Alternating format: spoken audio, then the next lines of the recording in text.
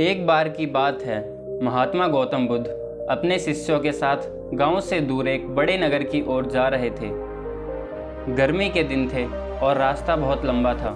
गौतम बुद्ध अपने शिष्यों के साथ बहुत देर से चले जा रहे थे। वहाँ से कुछ ही दूरी पर एक बरगद का पेड़ था। सभी लोग उस बरगद के पेड़ के पास पहुँच जाते हैं और उस पेड़ की घनी छाँव में विश्राम करने लगते हैं। बहुत देर तक चलने से सभी का गला प्यास से सूख रहा था। महात्मा बुद्ध ये बात जानते थे। महात्मा बुद्ध ने अपने एक शिष्य से कहा कि आप इस बरगद की छाया से 20 कदम दूर जाकर बरगद के पेड़ की 2 बार परिक्रमा करके वापस आ जाओ। शिष्य वैसा ही करता है जैसा बुद्ध ने बताया। परिक्रमा के बाद जैसे ही शिष्य बुद्ध के पास आया तो गौतम बुद्ध बोले, क्या आपको किसी ठंडी हवा का अनुभव हुआ था? शिष्य बोला, हाँ महात्मा बुद्ध, उस उत्तर की दिशा में मुझे कुछ ठंडी हवा का अनुभव हुआ है। शिष्य की यह बात सुनकर महात्मा बुद्ध शिष्य से तुरंत बोले कि इस उत्तर दिशा में चले जाओ। वहाँ से कुछ ही दूर एक तालाब अवश्य मिलेगा। उस तालाब से सबके लिए पानी ले आओ। शिष्य उसी दिशा में जब कुछ दूर जाता है तो वहाँ सच में एक तालाब होता है।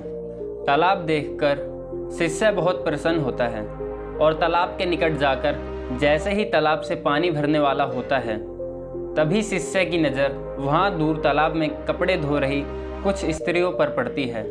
यह देख शिष्य मन में सोचते हैं कि यह पानी तो गंदा हो गया।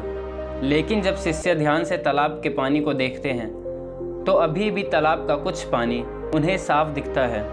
इतने में 2 बैलगाड़ी तालाब के किनारे से होते हुए निकल जाती है। बैलगाड़ी के पहिए तालाब के ऊपर इतनी ज़ोर से निकलते हैं कि तालाब के अंदर की सारी मिट्टी ऊपर आ जाती है, जिस वजह से तालाब का बचा हुआ पानी भी गंदा हो जाता है। ये देख शिष्य बिना पानी लिए क्रोध में वहाँ से वापस बुद्ध के पास चले जाते हैं। शिष्य बड़े ही नाराज स्वभाव से महात्मा बुद्ध को सब बताते हैं। शिष्य की बात सुन सभी शिष्य बोलते हैं, हमें तुरंत यहाँ से निकल जाना चाहिए और दूसरी जगह पानी की खोज करनी चाहिए, वरना प्यास के मारे जान निकल जाएगी। इतने में महात्मा बुद्ध सभी को शांत होने के लिए बोलते हैं और कहते हैं कि धीरज रखो और कुछ देर यहीं पर बैठो और संयम बनाए रखो। सभी महात्मा बुद्ध की बात सुनकर शांत हो जाते हैं, वहीं बैठ जाते हैं। कुछ समय बाद महात्मा बुद्ध फिर से अपने शिष्य को उसी तालाब से पानी लाने के लिए कहते हैं। शिष्य बिना कोई सवाल किए उसी तालाब से पानी लेने के लिए निकल जाता है। तालाब की हालत देख शिष्य को यकीन नहीं होता कि तालाब का पानी पूरी तरह से साफ होता है। ये देख शिष्य बहुत ही खुश होता है और पानी भरकर महात्मा बुद्ध के पास चला जाता है।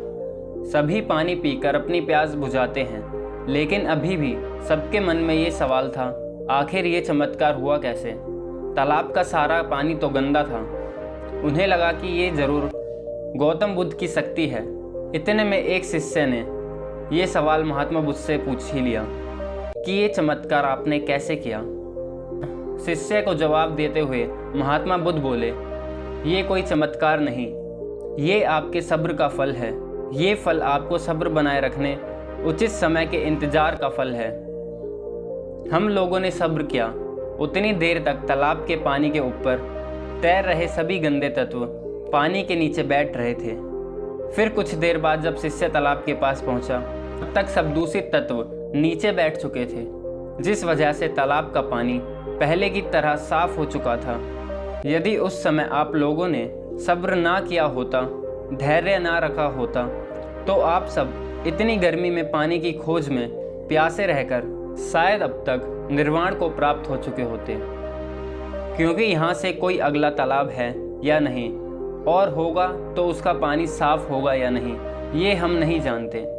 और इन कारणों से आप अपनी प्यास ना बुझा पाते और प्यास से स्वयं निर्वाण को प्राप्त हो जाते।